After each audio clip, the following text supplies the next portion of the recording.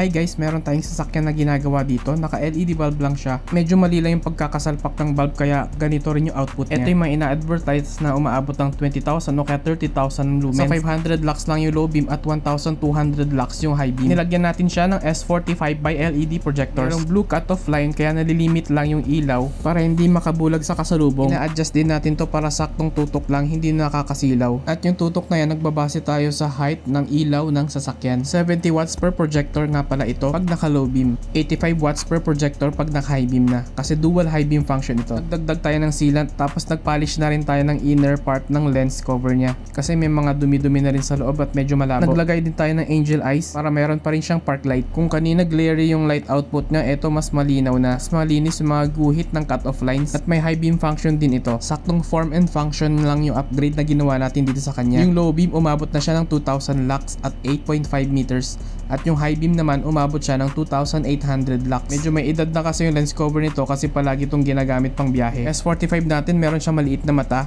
Umiilaw lang yan pagka high beam kaya tawag natin dito dual high beam kasi meron pa siyang solenoid na gumagalaw-galaw. Isa pang Avanza, S2 by LED projectors yung nilagay ko dito. HID projectors yung dati nakalagay sa kanya. 55 watts per projector nga pala itong by LED projector na nilagay natin dito sa kanya. Gumagamit nga pala tayo dito ng laser aiming and leveling tools. Yung low beam niya umabot siya ng 1,400 lux at 8.5 meters. Yung high beam naman umabot siya ng 1,700 lux at 8.5 meters. Isang projector pero may high beam function kaya tinatawag din ito na bi-beam or bifocal projectors. By LED rin siya kasi dual light source. May reflector para sa low beam at mayroon din na reflector para sa high beam niya. Kaya naman mas malakas ito kumpara sa mga stock LED projectors ng mga sasakyan na galing factory.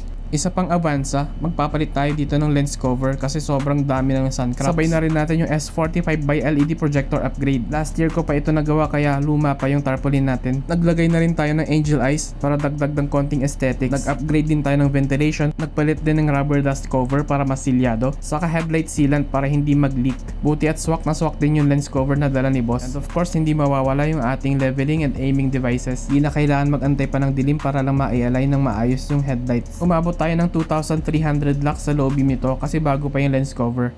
Yung high beam naman niya umabot ng maximum of 3,400 lux at 8.5 meters. Kung tamang light upgrade yung hanap mo, i-message mo lang ako sa Facebook. Garage 58 Retrofit Works. Thank you!